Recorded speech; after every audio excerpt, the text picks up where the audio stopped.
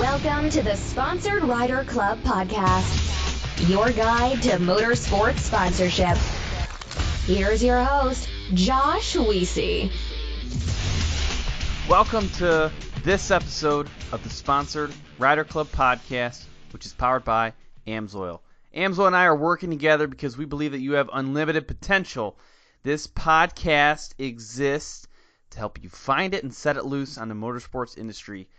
Our belief is that you can take the right mindset, you can combine that with focused and consistent action, and we can make motorsports an unstoppable force. So this is more than just you and me talking here about how to improve your sponsorship program. The overall intent is that we, as a collective motorsports group, can bring in more sponsorship dollars, we can bring in more attention, and overall grow motorsports. So that's the whole reason why we're doing this thing right here. But before I get into the show where we actually make these things happen, and in this case we're going to bring Jay Mentaberry on, I have a few other things I want to talk to you about. First is AMSOIL. Now maybe you've seen them around, whether it's at Sturgis or the AMSOIL Championship Snowcross Series or local track or just on social media. They're all over the motorsports and power sports world, and here's why. They get it. They are gearheads, they're riders, they're racers. You know, they get really excited about this stuff just like you and I do. They're also chemists and engineers, which means they are good at making synthetic oil, and they're pretty obsessed with it as well. Now, their time that they spend at the track and the streets and the lab, you know, that's how they can determine firsthand how tough the equipment is on the oil that it uses. You know, there's heat, there's stress, high RPMs. All that stuff is basically playing against the motor. But AMSOIL, they purposefully handcraft synthetic lubricants that fight wear, resist extreme heat, and protect your motor against those high RPMs so that you can get the most power and best performance out of whatever you ride. So this is all good stuff, right? The way to access it, go to amsoil.com/sponsor for details. amsoil.com/sponsor for more details. All right, I mentioned this a little bit ago. Our featured guest today is Jay Mentaberry, and it was really fun doing the interview, but I got to be honest with you, we were plagued with poor connection issues. I've done a number of these shows now. This actually is episode 99, which is ridiculous, but I've had plenty of issues with connections and dropping calls and losing audio and having to re-record stuff, but this was ridiculous. So I apologize ahead of time. I did my best. Jay did his best to make it work out, but it just there's some spotty parts of the show. So hang in there with me. If there's a few spots that are still in there, I just couldn't get it all. But definitely hang in there. It's still a fun episode. And regardless of how you feel about this one, I want you to go onto iTunes and leave a rating and review, because that's one of the biggest ways we can get more exposure for the show and continue to bring on amazing guests. And then regardless of whatever podcast player you use, go ahead and subscribe. That way you don't miss any of our upcoming shows. Now, our next one is actually pretty crazy. First off, it is going to be episode 100, which is incredible that even we've produced this many episodes. But second, it's going to be a mashup of interviews that I'm going to be recording in person at the 2018 Vegas to Reno event. So I'm releasing this show on August 13th, and then just a couple days later on August 16th, I'll be at the Tech and Contingency event in Vegas to Reno doing a number of live interviews. So pretty excited for that. You're going to hear some of our fan favorites coming back, and you're also going to hear some new folks. So we got Lance Robinson of SolderWeld coming on, Kristen and Wayne Matlock, Buddy Hernandez of Mob Armor, Jim Beaver's coming back on. I think he's going to be the first three-peat, the third time that he's been on the show. Jimmy Moore of Bold Racing, 4x4 Barbie, Pleasant Cook. I mean, there's just a lot going on, and that's just the ones that I know of right now. I know I'm going to get a bunch of ad hoc interviews as well, so pretty excited for that show to come out, episode 100. So subscribe now so you don't miss that later. And if you're at Vegas Reno, come by the Bold Racing booth and say hello. Now this episode is also sponsored by 6 awesome companies. SolderWeld, they produce game-changing metal bonding technology. TopThePodium.com, they're experts in motorsports sponsorship. Bold Racing and Suspension, they're a family race team and custom suspension experts. Armor Coat, they simplify your cleaning process. Crash Addict Industries, they produce human protection and extreme racing products. And then Racing Addicts, and they're creating a whole new spin on networking and motorsports sponsorship.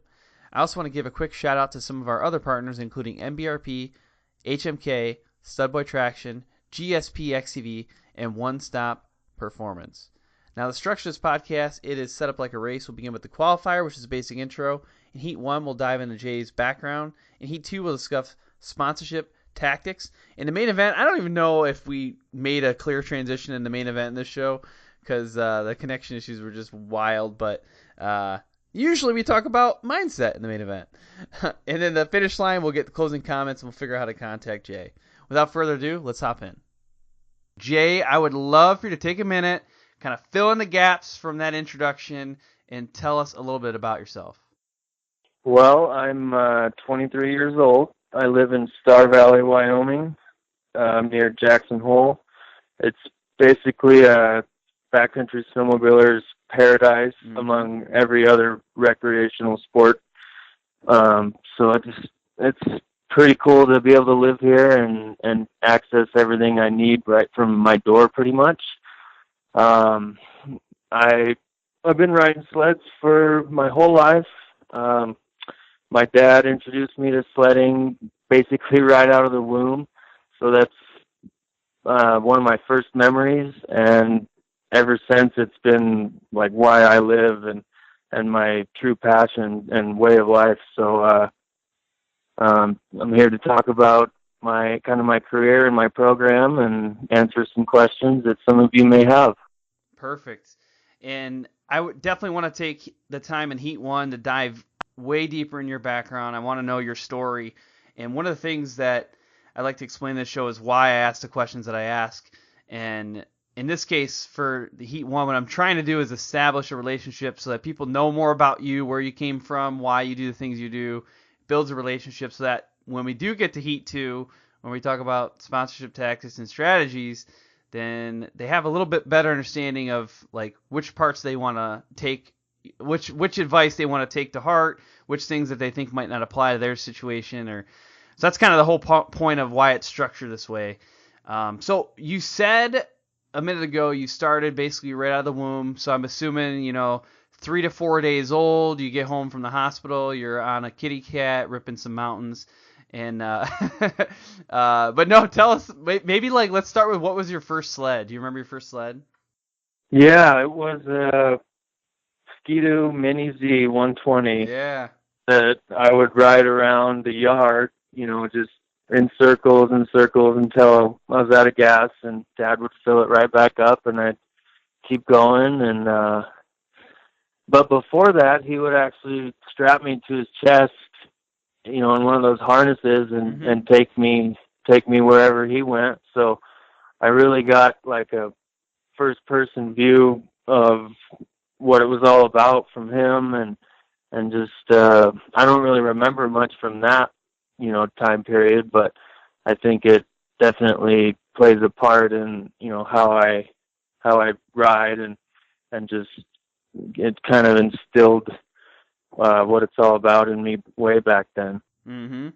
Yeah, I'm 31 years old, and I started riding with my dad when I was, I don't know, 2 or 3 or something, and I guess I would just fall asleep. I mean, I can kind of have a little, I have some images in my mind of when I was that little, but it's just like maybe one little flicker of an image, but I would just sleep the entire ride. Wherever we were going, he'd just sit me down between his lap or whatever, and I don't know, I was just out instantly. Yeah.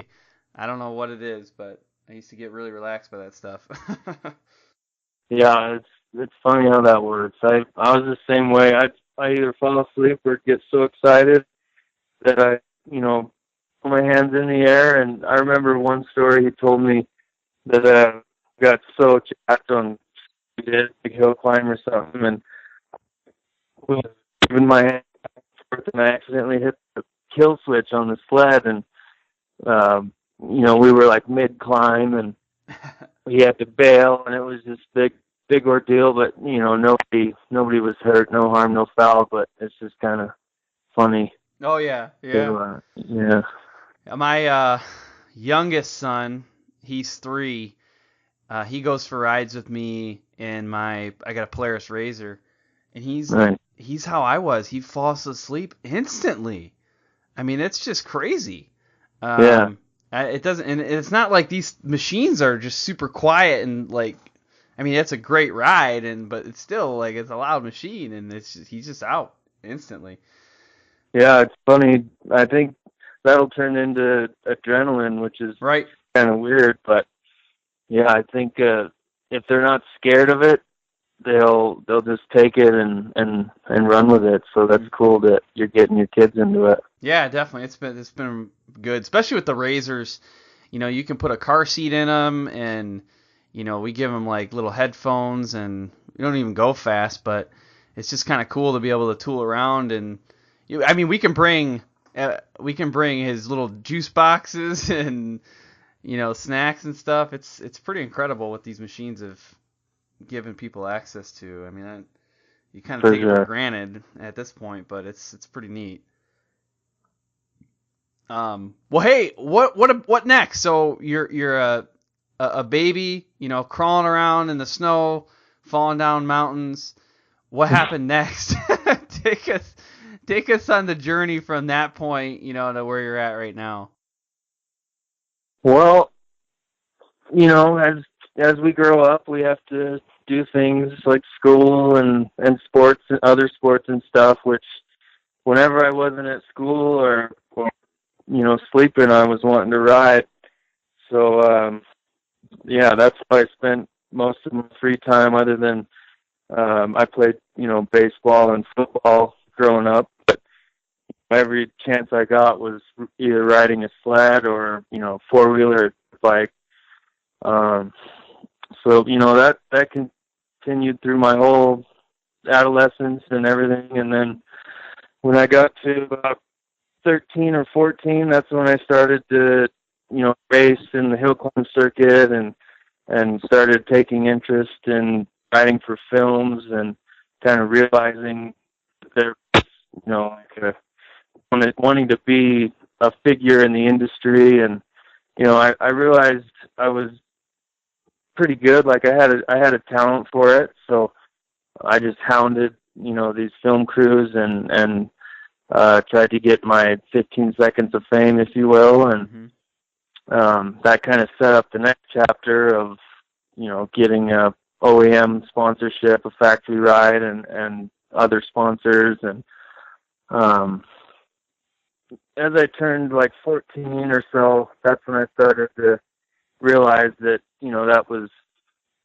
that was a goal in mind. And so that's when I started to try to ride in films, and it was kind of before the whole social media boom, but that's what I really focused on, was riding in films and with the right people, and started racing the circuit around that age. So I was able to satisfy my competitive hunger with that, because I played baseball and football growing up, so I've been competitive. But okay, so you basically at this point, you're getting into the hill climb thing, and I think you were saying you were 14 at the time, so social media wasn't that big then. I mean, if we're looking back, that was about 9 years ago. So you're doing some hill climbing, doing the backcountry riding. So tell us a little bit more about that. So when I was 14, I was able to start racing the hill climb circuit, which I've always watched it growing up. So, I knew in my mind that I wanted to be there someday and start racing. But at that point, it was kind of a secondhand thing to backcountry riding, which it still is. Like, backcountry is where my heart's at, and where the true fun is at. But racing kind of helps get in with the OEMs and sponsors and stuff. So, that helps as well. But what I kind of want to do is be really good at both and kind of have, you know, two avenues of exposure and just results, you know, be a good racer as well as kill it in the backcountry. So that's kind of what I decided at that point, and that's kind of been my goal since then. Yeah, I think it's good to have that differentiating strategy, right?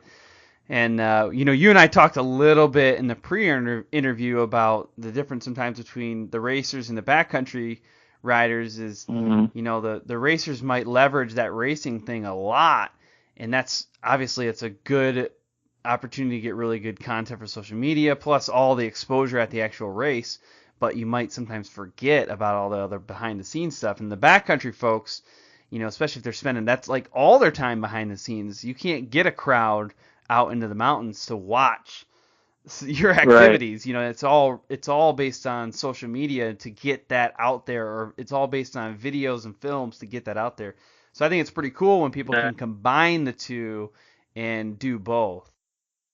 Yeah, if you can manage it, I'd say that's the best way to, you know, leverage the best of both worlds and kind of be as many places as you can, which in turn, you know, people see you and you're just involved in multiple areas of the industry, which, you know, that can be any industry really. But specifically for snowmobiling, like you said, it's hard to portray what we're doing in the backcountry other than films, and social media now helps a ton. But back then,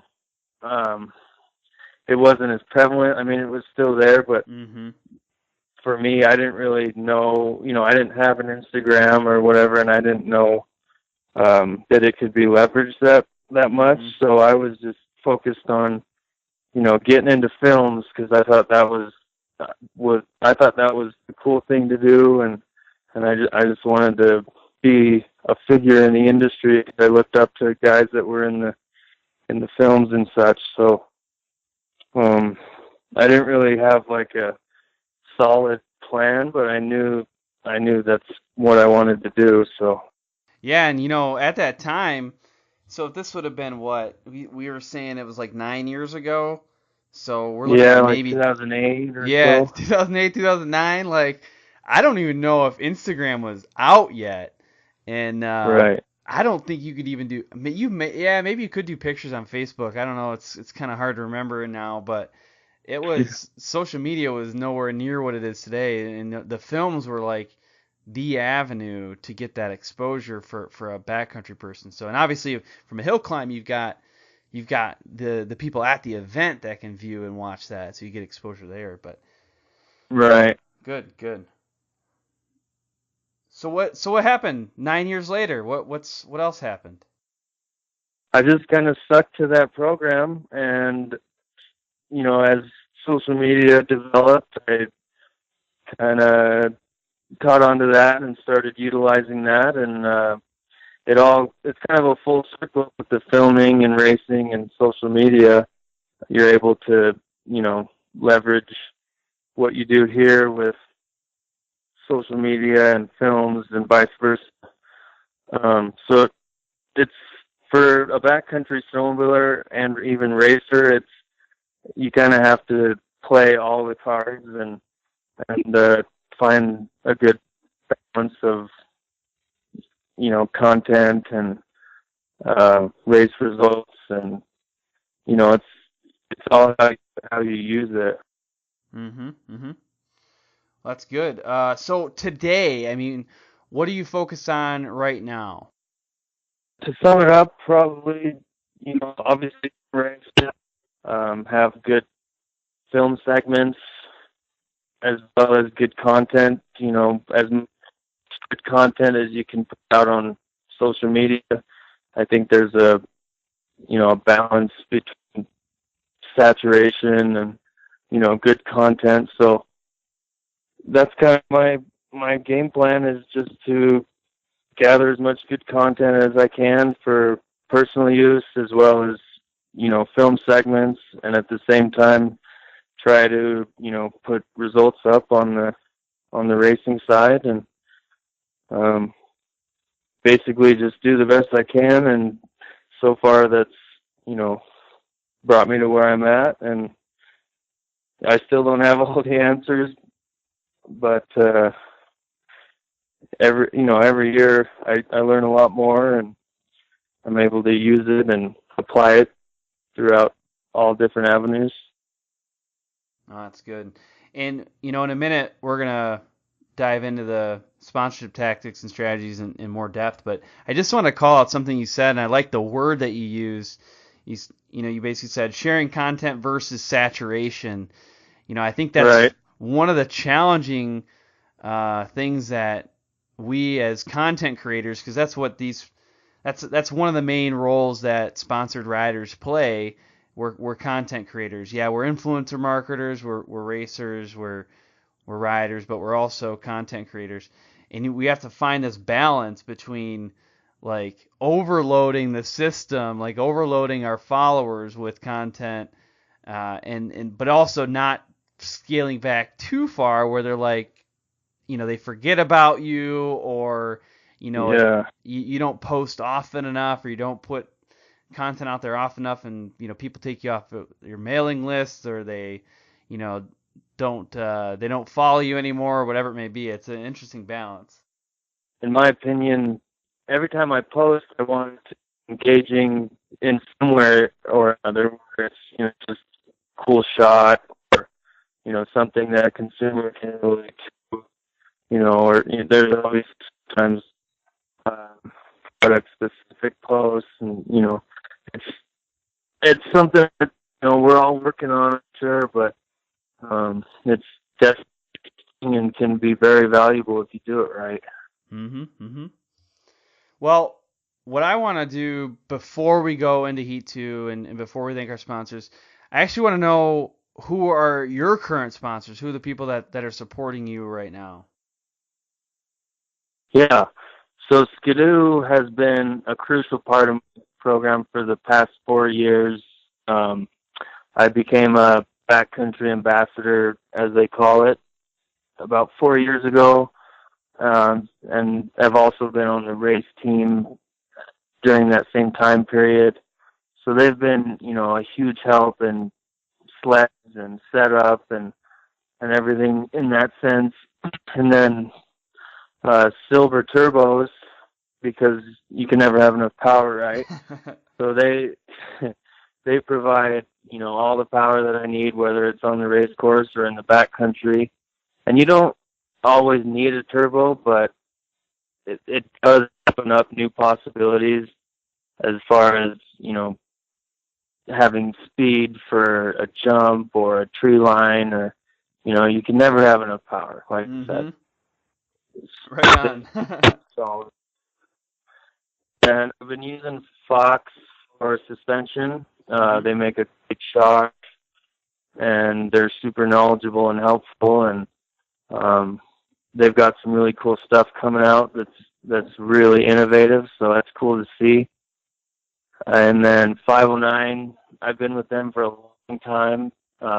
They initially started with goggles and helmets, and I was one of the first, athletes and featured riders in the film, and that's evolved into an outerwear line. They're basically head to toe now with pretty amazing gear.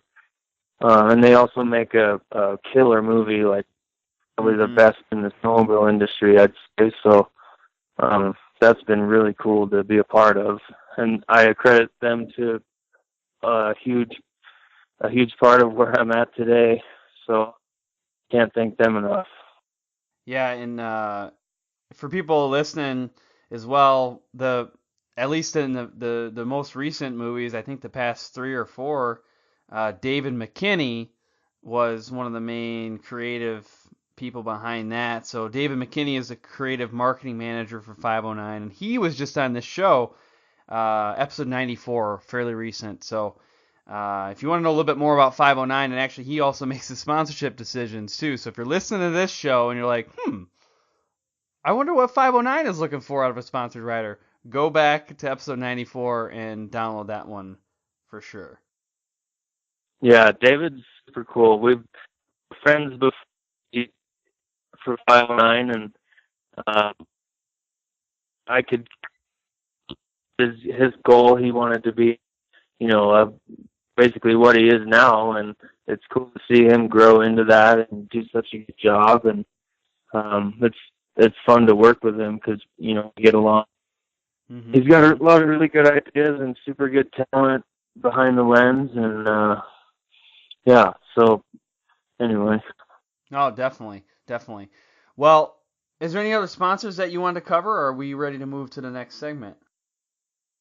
Yeah, I'd say 509 for and films and stuff, and then SCX kills it on the graphics. They make sleds look great and to work with. Other than that, there's not very many. No, that's good, man. I don't like to have a laundry list of, but I obviously use whoever or partner with whoever I feel like can help my program, and vice versa. And those guys are some of the best in the industry, and it's taken a couple of years to come to that conclusion, but I feel pretty good with those guys. Yeah, and it's been a long time now, but Tony Jenkins was on the show back on episode 19, and one of his comments that stuck out to me was how and it was tough to do this, but he did a consolidation of his sponsors. So Skidoo was a big part of that. So Skidoo came on board and basically said, what do you think about us covering everything, all of your gear, your sled, and whatever it may be, as opposed to having different gear sponsors, and he that was tough for him because he had a good relationship with his gear company, but he was trying to think, well, if I dump everything or at least most of my time into my relationship with Skidoo, then I can give them more attention and more focus. So it's definitely a decision to make, but especially when you have strong supporters like Skidoo, obviously has a pretty strong support structure for their riders. Right. But it makes those decisions a little bit easier when you have a company that has a really good track record with that too. Right. And you can, like you said, devote, both parties can devote their attention more strategically when you're, one umbrella, if you will, rather than, trying to please all other companies or whatever. Yeah, and for me too, like I just want to make sure people know, if you're listening, you can do it either way. I think it's really up to your preference and your strategy. We've had people on here that have 30 plus sponsors, and they've hired teams. So Walker Fowler, he's a GNCC racer, and I think he said he has, I think it was like 35, 36 sponsors, but he also has a team of people that help him, whether it's I think it was some people in his family or friends, or he might even have people that are on his staff. But you have to figure out what the right balance is for your specific situation and what you're planning on offering people. Right. Good. And it's specific to what your goal is and what you want to do and what role you play in your industry or whatever. So something to think about. Definitely. Well, I want to actually pause for a minute, and what we're going to do is thank the sponsors for this podcast, and then we'll come back in Heat 2, and that's where we're going to dive into some of the nitty-gritty details. Sounds good. What's up, everyone? This is Mike Pasquarella, founder of Desert Vets Racing. When the team goes racing, we always have our SolderWeld products with us. Keeping the cars in the fight is our number one concern. With SolderWeld, we can do that. SolderWeld is a leading company in the U.S. for aluminum repair. They specialize in radiator repair on the fly. If you're stuck in the middle of the trail or a race with a whole new radiator, oil pan, or canister, or even an aluminum line, you can fix it right then and there in a matter of minutes with their AMSOIL aluminum repair rods and flux. It's the only complete and lasting fix in the off-road community. SolderWeld's new UTV off-road kits fit in every ride and are easy to access on the fly. SolderWeld continues to make a huge positive impact on this industry. So I really encourage you, get in there now. Go to SolderWeld.us, check out their products, because this stuff is changing the game. Are you ready for an entirely new approach to motorsports sponsorship and networking? I'm assuming the answer is yes, because why else would you be listening to this podcast? We are excited to be teaming up with Racing Addix. They are legitimately questioning and challenging the status quo on sponsorship. Once you become part of their network, they will first off sponsor you directly, but then also help link you with other companies who are dedicated to making motorsports better and providing you with additional sponsorship opportunities. This is crazy stuff. If you're excited about this, then join the club. Your next step is to head over to the social media and find Racing Addix, give them a follow, and stay tuned for what's next. I hear it constantly from racers that a good suspension setup is absolutely critical for performance, and that's why I'm going to talk to you next about bold racing and suspension. Now, it's really critical to understand your suspension, and there's so many intricacies with the valving and the shims and all this crazy equipment that you need to actually, rebuild and properly set up your suspension, that it's really important, if you're ready for that next level of performance, to partner with an awesome suspension company. Now, Bold Racing is that company. They're not only specialists with their suspension setups, but they also partner with companies that produce amazing custom components. And on top of that, they're a family race team. They actually race themselves, so they really understand the type of beating that your vehicle and your shocks can take. So what I want you to do is give them a call and just chat with them. Talk to them about suspension. Their number is 702-506-5354. If you're not ready for a phone call, go ahead and shoot them an email, bold.racing@yahoo.com. I am constantly asking the guests of this podcast how they attract and retain sponsors. And on almost every single occasion, somebody gives an example of a resume. A rider or a racer resume is extremely important to your overall sponsorship pitch and proposal. And it's tough to do. I mean, it's not really the easiest thing. Anybody can go through and put together a resume, so don't get me wrong there, but it's really difficult to get something that's like unique and different and stands out, and that also is something that can be put across multiple platforms. Well, that's one of the things that I want to talk to you about next, is how topthepodium.com can actually help you build a race or rider resume that can be used on multiple platforms. I'm talking like website, PDF, something you can print off that's interactive, that looks fantastic. It looks absolutely professional. Well, that's because it's made by a professional.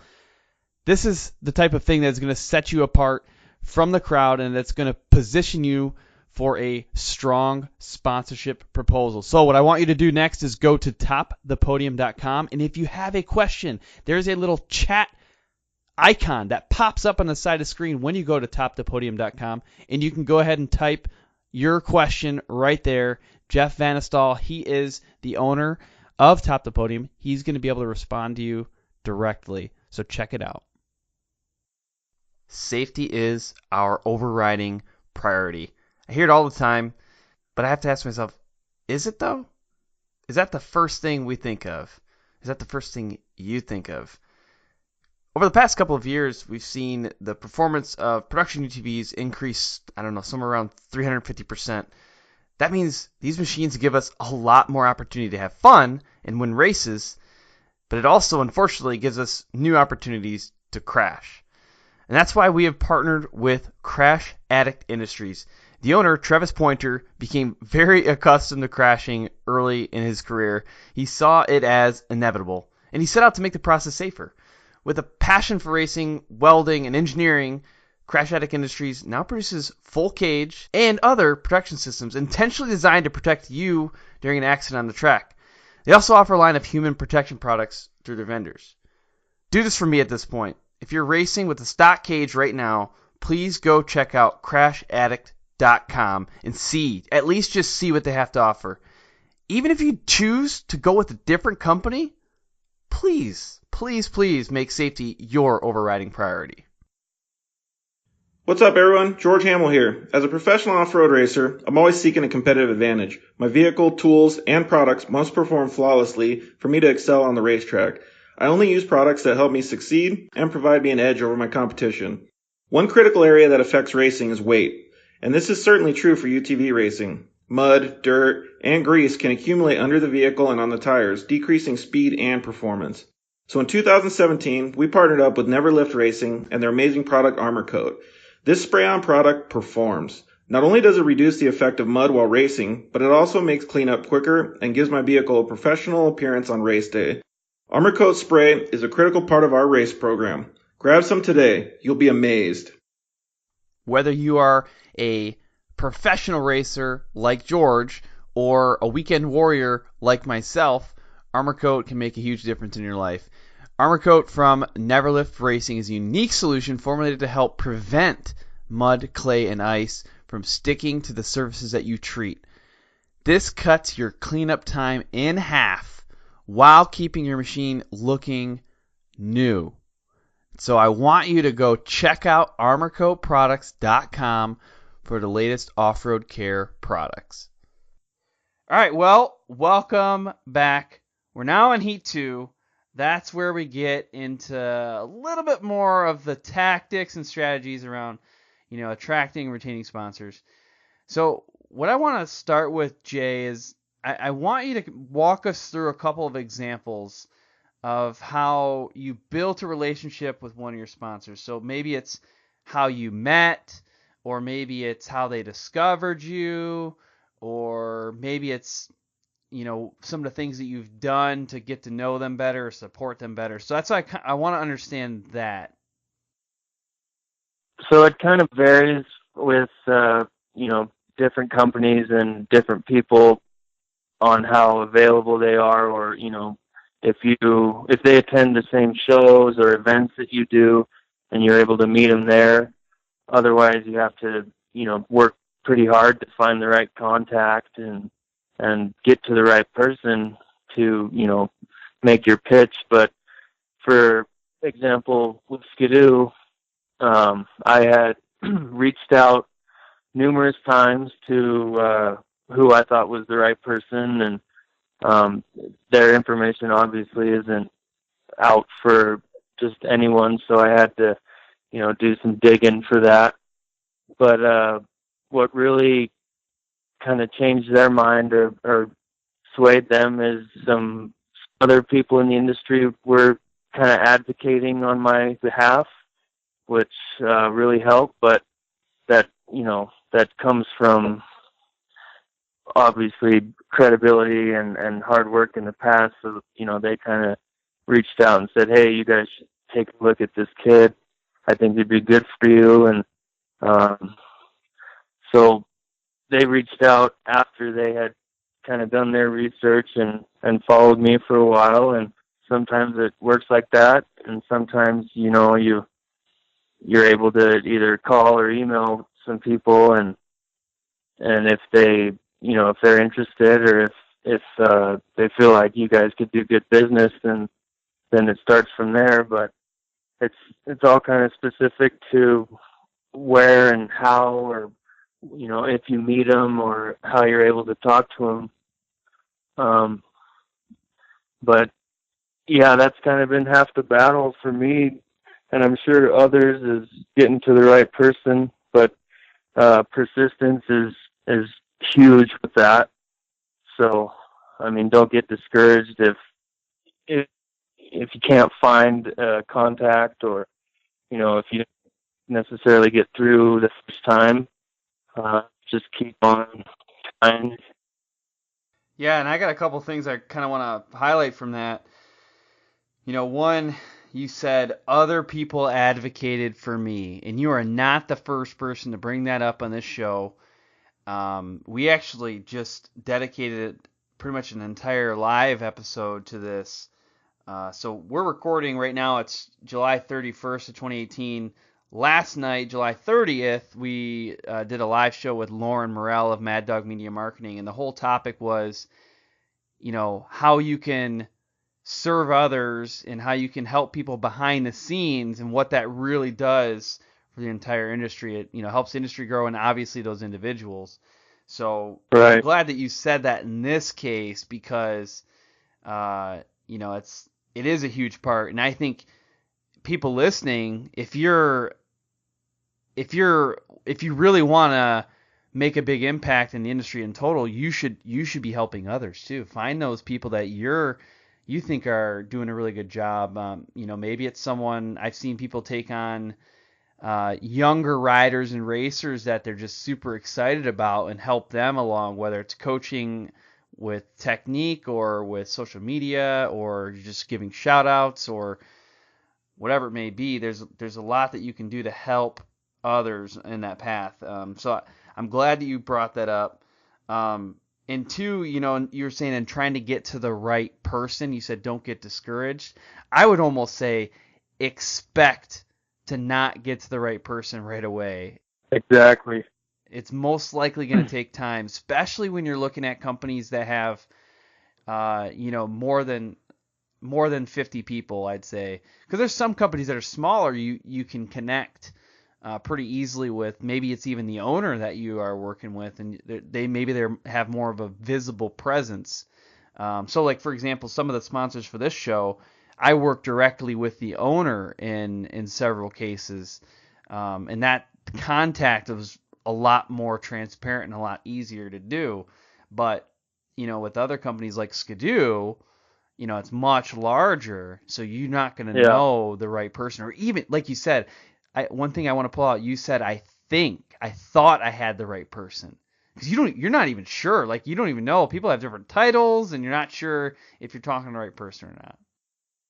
When you're dealing with a corporate company or, like you said, a company with multiple employees, and I've learned this over the years, there's people that you think that can make that decision, but they have to, talk to 2 or 3 other people to get approval for that decision. So that's a whole different realm, really, other than, compared to like calling a mom and pop shop that it's just them, and that you call the office and the owner answers, and you can, talk to him, but otherwise it's, you might have to fish for the right person, and it's just you just got to be able to know who you're dealing with and where you need to end up. Mm-hmm. So with Skidoo, you said you thought you had the right person, and you had to do some digging even to get to that person. Do you mind sharing? I don't need you to share the name or anything of that person, but do you mind sharing how you did some of that digging? Like, what was your detective technique? I really used some other friendships and relationships that I had within the industry already to, kind of dig into them and see if they would give me that information. Because I knew they had it. I know that they've either worked with them in the past or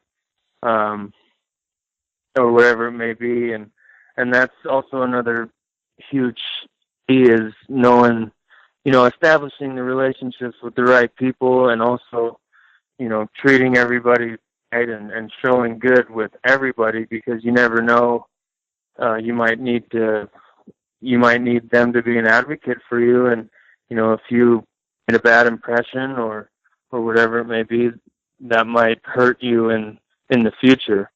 I basically just kind of thought about who might know this person or who sent me in the right direction, and just went from there and kind of worked my way up the ladder, and like you said, did some detective work and eventually ended up with the marketing manager's email and phone number, and went from there. Mm-hmm. And yeah, once you get that little nugget, you're like, yay! And you're celebrating, high Yeah, fiving, It's it's like the golden ticket.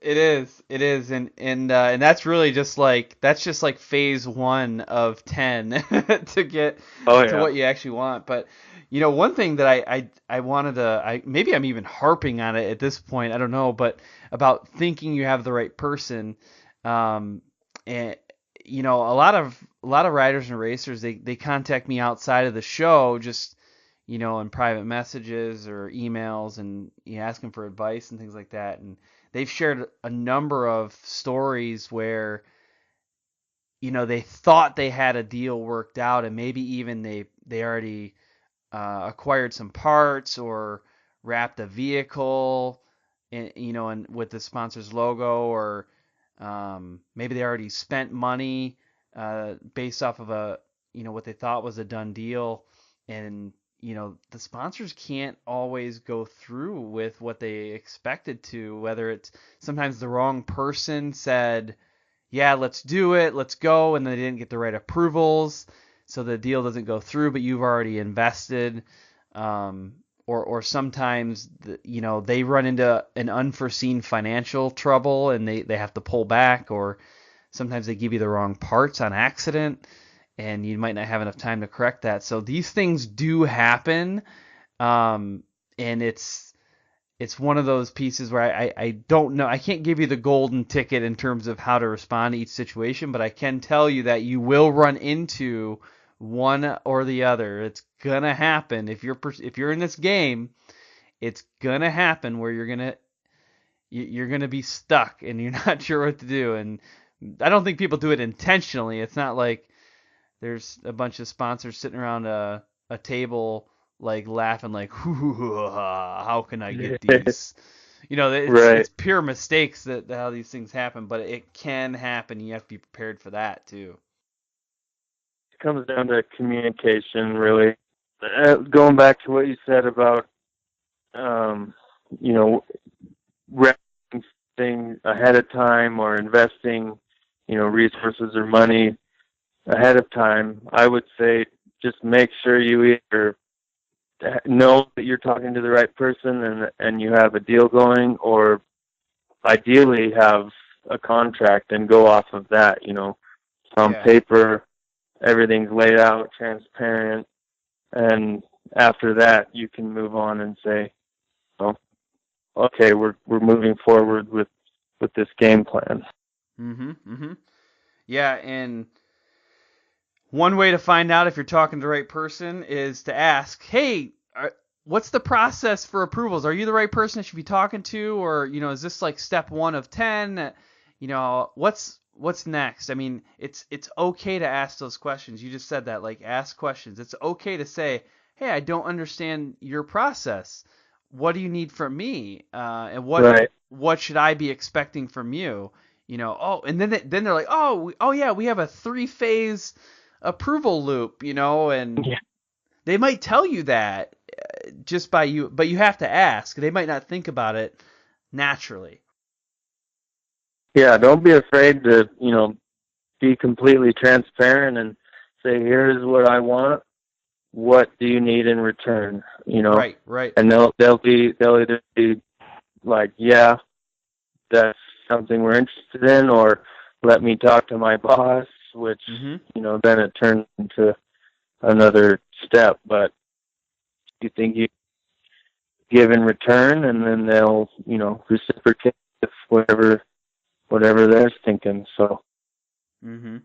Yeah, and we're talking a little bit about contracts too, and there's definitely a number of even large deals that are done with outside of contracts, but there's, based off of the size of the company, you can almost guaranteed expect that contract, and they range in I guess thickness of the contract. They're all going to be different, but if you're working with a factory or an OEM ride, you're most likely going to be looking at a contract at that point. And it's okay to read through it, ask questions like, hey, what does this mean? If Mm-hmm. someone says, we want you to do 2 social media posts a week. Oh, hey, are there clarifications like, is this Twitter, Facebook, is this Instagram, is it Snapchat? If you see that, it's okay to ask the questions. Actually, not just okay. I think it's encouraged. Not only are you protecting yourself and protecting the company, but you're also trying to figure out what do they really want. If they say, "Oh, we're only on Facebook, we're only focused on Facebook," then maybe they only want you to tag them on Facebook. Who knows? Yeah. Just be completely clear on expectations before you sign the dotted line. Mm-hmm. Well, that's good. Well, have you run into a time where things didn't go as planned with a sponsor, where a deal fell through, or maybe you messed something up, or maybe you felt like they messed something up? Do you have an example of that? Not really too harsh, but there's been instances where a product hasn't worked as it should have, or as supposed to. So there's been those times, but everybody makes mistakes, and either way, whether it's your fault or not, you gotta try to handle it tactfully and respectfully. If parting ways with a sponsor because of that or whatever, it'll still go down, and just want to burn any bridges. I know it's cliche to say that, but it's true. All I can say really is try to handle it professionally and tactfully, and hopefully that there's no on either side. But I haven't really encountered that to a really bad extent, and hopefully I don't. But yeah. Yeah, and a reminder for people listening is, when a sponsor is giving you product or giving you a discount or whatever it may be, part of what they're looking for in many cases is feedback on the performance of that product as well. I know MBRP, who's been very helpful for this show. MBRP will take some of their whether it's a prototype or early release, to say it's a snowcross race, and they're like, run this and tell me what's wrong. Like they want that feedback. So I know one of the things that MBRP was asking of me, because I'm running their exhaust on my Polaris Razor, and then also on my 1100 Turbo Arctic Cat, and they're like, we've been looking at how we coat certain parts of the pipe. How's that holding up over time? So I'll give reports periodically of like, yeah, hey, I'm at 600 miles, and I'm seeing wear on this one spot. And like, okay, great, we can give that feedback to our either our design team or our manufacturing team. So they're looking for that, and it's hard to get feedback from people that are just general consumers. Yeah, you get ratings and reviews, and you get forum comments, but to get someone to say like, this is legitimately what I've observed, and this is what I think you can do better, that's sometimes hard to come by. So you can provide that to people. If you run into these issues, you can turn that negative into a positive. Now, you also can make the decision to not use that sponsor in the future. Let's say you make the determination that you feel like the quality of the product is not up to where you need it to be. It's a two-way street. You can make a decision to part ways with a sponsor if you feel like their product doesn't line up with what your needs are. Right. And that's something that's very valuable to a lot of companies, is, feedback. Like, I'm 150 days, give or take, out of the year. So, and that's even more than a lot of these companies ever get in years. So Right. if I'm out there testing something and putting it to the max of what any consumer might do, then that's very, very valuable. There's been times when it doesn't work, but you can't go out and slam them on social media or even word of mouth. You just understand that that's, part of the manufacturing process, or, the part of the research and development process. And you can either, slam the product and the company, or you can help the company better their product, which in turn will make you more valuable to them. Mm-hmm. I like what you just said too, word of mouth as well. I know with social media, it's it is such a strong communication method, and people are like, well, as long as I don't go negative on social media, I should be fine. But it's pretty amazing where if you're at an event, or if you're out with friends, or I don't know, the random people that you interface with, sometimes they hear whatever that comment is, and the world is a very interconnected web network, Yeah. and those things get back to the sponsor, and it unfortunately makes you look bad to an extent too, especially if you're trying to sell these products and you're bad mouthing them. Like, well, if you are bad mouthing the product or the company, then like maybe you just shouldn't be working with them. And Right. so have that's the conversation then. If you truly don't feel like there's a point to help improve, or if you're just not committed to that, then the next step is you need to figure out how to separate yourself from that company. But once you start running your mouth, and that they all talk, right? If I was on here, like, which first off, I absolutely love my MBRP exhaust, but like if I was on here, I was like, MBRP really though, they suck and blah blah blah, and then, well, guess what? Next, they drop me, right? And I move on to, let's say I reach out to GGB. Well, the owners of GGB and MBRP are their brothers, all right? So oh, look, this guy over here is running his mouth. Stay away from him. And then the guy at GGP or GGB also works with, some straight line. I don't know. Either way, it's a web, and you could easily get blacklisted by, running your mouth for something that's not actually helping anybody. Right. I'd say, bottom line, if you have something bad to say and you're sponsored or you're working with a company, tell them. Don't tell anybody else. Yes. Yeah. Tell them, and figure out how you're gonna make it better. How you're gonna help make it better. That's it. Yeah. Yeah. Well, that's good. That's good. What about social media? So we talked a little bit about it earlier, but I kind of want to understand from you, what's your strategy? It seems like I think you focus on Instagram more than other platforms, but just tell me a little bit about your strategy.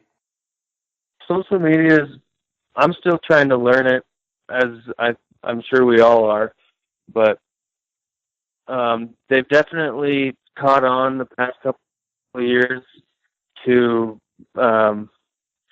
monetizing pretty much everybody on social media. Not everybody, but the ones that, are trying to represent or sell something or anything business-wise, which, sponsored riders fall under that category. Mm-hmm. As a advertiser or an influencer. Mm-hmm. So I've really noticed a change in how they, show stuff to people, and the reach that they can control. So it's kind of an ongoing battle, but as far as I can tell, good content on a frequent basis, but not too much, works pretty well. Hashtags are a good way for people to find you. So do your homework on popular hashtags, the right way to use them. Other than that, I'm with you guys on trying to figure strategy for social media. Yeah. I mean, How often do you post right now? Do you have do you try to do one a day or one a week or 5 a day? I mean, do you know how often you target? well, for me, during the winter, I'll try to do like 5 a week. Okay, yeah. If you have good content, Yep. it's relative to that, because like we said earlier, you can saturate your feed, and like I've seen it personally with people that I follow. If they're posting dumb stuff, I'm less likely to engage or tune in or even sometimes unfollow them. So Yeah, yeah. there's kind of just a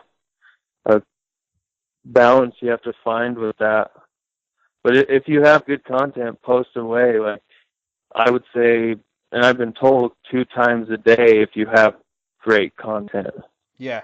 on each platform. Yep. Yep. Yeah, and Gary Vaynerchuk, which I talk about him a lot on the show now, but Gary Vaynerchuk Yeah. he's like a social media wizard, and he'll say that. I think he may say, yeah, if you have good content, 2 a day on Facebook and Instagram, or maybe more than that. I think he might say he does 4 on Instagram, but on Twitter it might be 20. Twitter's a whole nother Oh, wow. animal.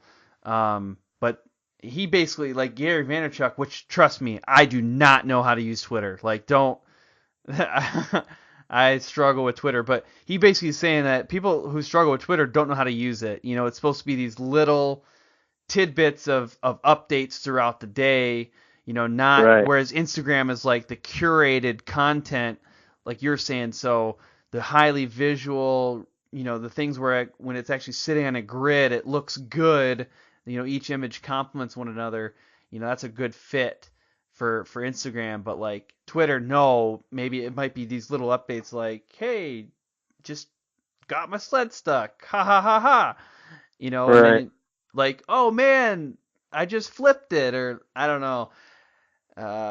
But it definitely, Twitter has been a hard one for the motorsports crowd to hack. I mean, Yeah. I think NASCAR folks have it figured out, and maybe a couple of the Supercross folks, but a lot of people on the show do not like Twitter. No, and personally, I don't use Twitter just Yeah. because I don't think I could be, very impactful with it. I think motorsports people like to see stuff, see cool stuff, whether it's a machine or, an action. But yeah, I think Twitter is more for, like, in my opinion, famous people that any old consumer would, laugh or take interest to whatever they had to say. So it's a little bit easier for some people with, they can say anything and they'll get huge hits, whereas, someone like me, you got to show something cool to get any reactions or traction. So that's, Yeah. I've not really focused on Twitter at all, but Instagram and Facebook, if you post good content and you play it right, you can gain some pretty good traction off it. It's just, I'm sure you've noticed it, and whoever's listening has noticed the decline of how your stuff is portrayed to people and shown to people if you're not paying for it. You kind of got to pay to play now. So we'll see how it goes, but that's kind of the trend that I've been seeing, along with, some other teammates and friends that are in the same position as me. Yeah, it's been a challenge, certainly. I think the early years of Facebook and Instagram specifically paid off really well for a lot of people who came in at the right time. And not that you can't have good success now, you definitely can. But like you were saying before, it's more saturated, and Instagram and Facebook will throttle back your posts and show them the very small percentage of your followers, and then if they see the engagement and they see that it's good content and people are excited about it, then they'll open it up and start showing it to more and more people. But a lot of that throttling back is to make room for advertising space, so that you can boost. People say boost your post, right? You can boost or put some ad spend behind your post, and now that's gonna take priority potentially over other content that's out there. So I'm very curious about what will happen in the next 5 years, like what will come out that is going to blow us away that we can't even think of right now. I'm just hoping that people listening are staying attuned to those trends, and if they find something, another platform that gives them a strong voice, and that they can make that transition to that platform and do what's called a land grab. A land grab is where you find a new platform, you figure it out, you hit it big, and then now you are that person.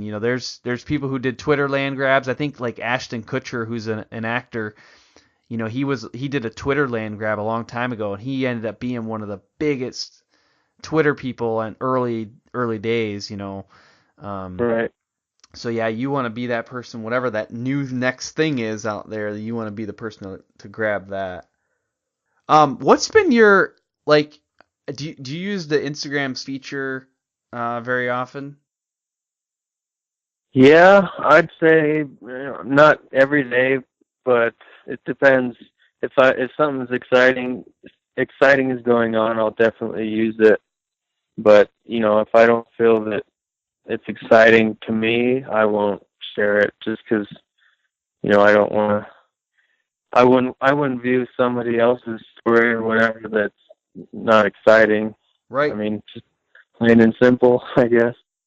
Yeah, it's I think that it's been an added benefit having that feature come out, and now they've just come out with a new feature where if you tag somebody in one of your stories, they can very quickly repost it to their story. And I think that's been a pretty cool feature, because one of the things about Instagram, it gives you this option for very highly curated content, but it's not always as easily shareable as, say, a Twitter or a Facebook. But also that kind of maintains the integrity of the platform.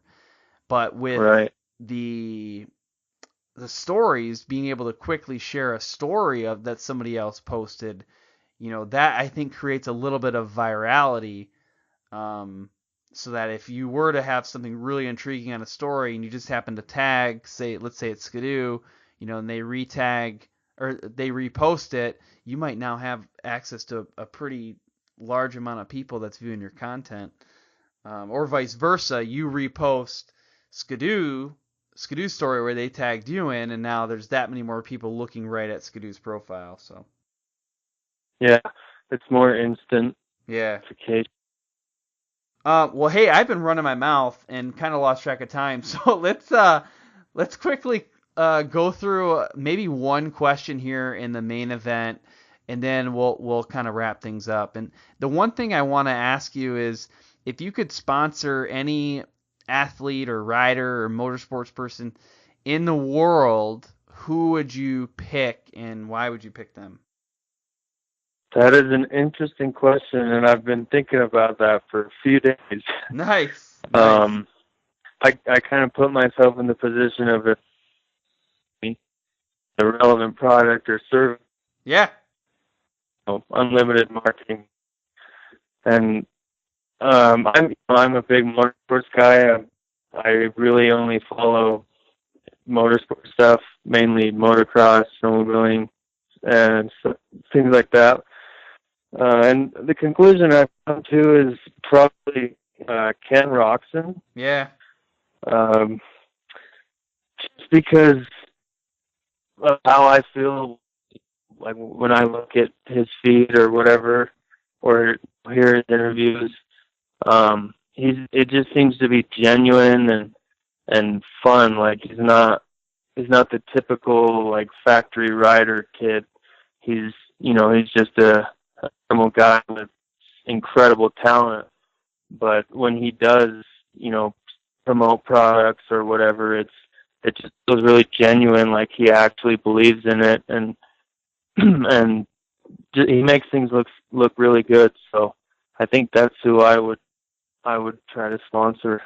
No, I like that, and I like the way you described it too. So key word that you said was feel, right? And as much as Yeah. human beings want to think that they're like super analytical and rational, the way our brains are configured, we actually make decisions with what's called the limbic portion of our brain, and that's all emotions. We have Mm-hmm.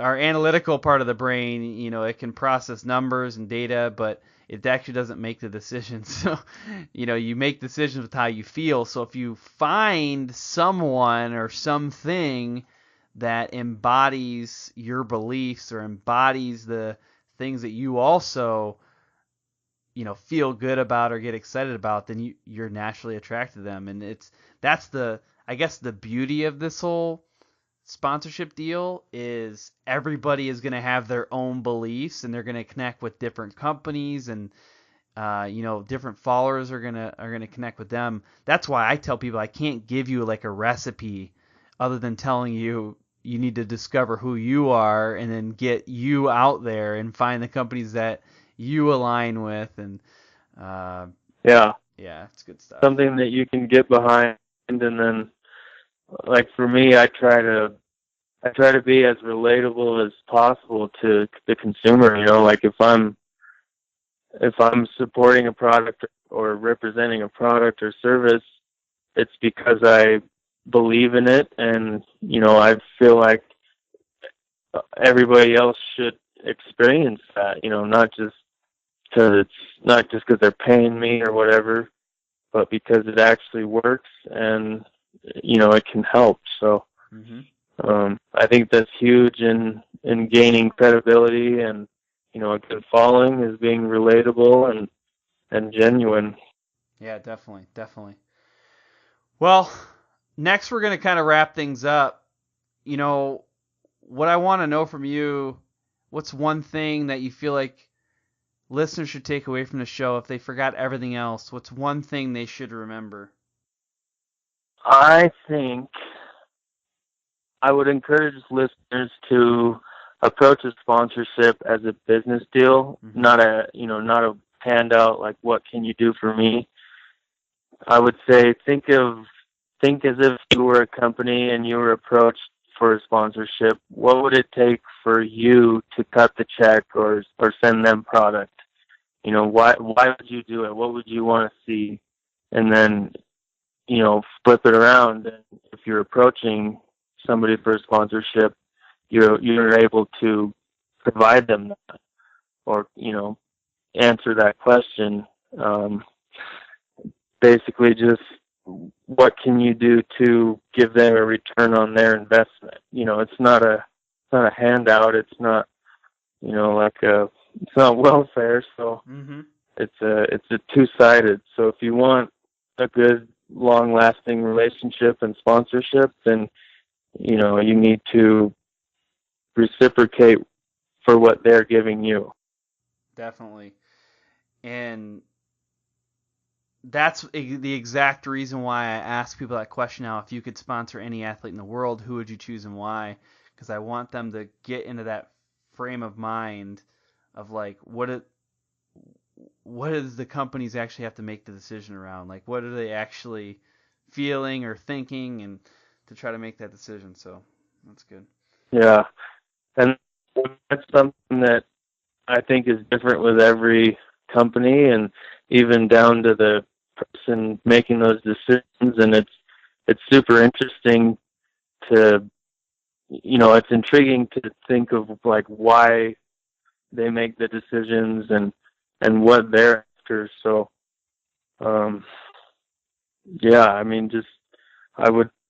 I try to take in all the information I can and use it as it resonates with me. Well, Jay, what's the best way for people listening to connect with you? On Instagram, my page is Mentaberry411. That's JayMentaberry 411. And then on Facebook, it's Jay Mentaberry. And I have a personal page and an athlete page, but I recommend following the athlete page, obviously, because that's where I post all my cool stuff. And you don't really want to know about my personal life. It's not that cool anyway, so... Yeah. Good deal. Well, I really appreciate you taking the time tonight and honestly going through all the technical difficulties. So people listening, like, you're not going to hear all of it because I'm going to edit a lot of this stuff out. But I'll tell you what, we were having some fun trying to get service established. But hopefully I'll clean that up as much as possible so that the episode flows pretty smoothly. But appreciate you hanging in there, being a trooper. I know that could be a frustrating experience, but we got through it. So at this point, I'm going to leave you with this. Have fun and ride safe. Right on. Thanks for having me. Thanks for tuning in to this episode of the Sponsored Rider Club podcast, which is powered by AMSOIL. I would love it if you took this opportunity to subscribe so that you don't miss any of our upcoming episodes. We've got a big one next, which is the 2018 Vegas Reno race. I'm going to be sitting down, recording live interviews, face-to-face with some of your favorites. We got Jim Beaver coming back again, number 3 for him. We've got Kristen and Wayne Matlock coming on. We've got Pleasant Cook, which is 4x4 Barbie. She's coming back. She's co-driving with Jimmy Moore of Bold Racing, so we're going to catch him for an interview. It's going to be amazing. So you're not going to want to miss that one, episode 100. And also, head over to iTunes and leave a rating review. That's one of the best ways to help our show grow and get more exposure, which then means we can continue to bring on amazing guests. Another great way of doing that is helping us on social media. So give us a like, share, a comment, a follow. We're on Facebook, we're on Instagram and Twitter, but Facebook is where we go live. We just actually had Caden and Sarah Danbury on, which was awesome. So they were originally on episode 59. They came on live, and it was a really cool show. So we actually just recorded that August 13th at nighttime. So right after that is when this episode released. We have Jason of Racing Addix coming on as well. He will be our next live guest. And then beyond that, we've got John Ferrian coming on. John Ferrian's like Mr. Backcountry and Mr. Live, so I'm pretty excited to have him coming on the live show in September. Now, to get some insider access to upcoming guests, go ahead and check out the Sponsored Rider Club on Facebook. A special thanks goes out to our sponsors, AMSOIL, Armor Coat, SolderWeld, Bold Racing, TopThePodium.com, Crash Addict Industries, and Racing Addicts. And I also want to shout out our other partners, GSP XTV Axles, MBRP Powersports, HMK USA, Studboy Traction, and One Stop Performance. I look forward to serving you again next week. Until then, have fun and ride safe.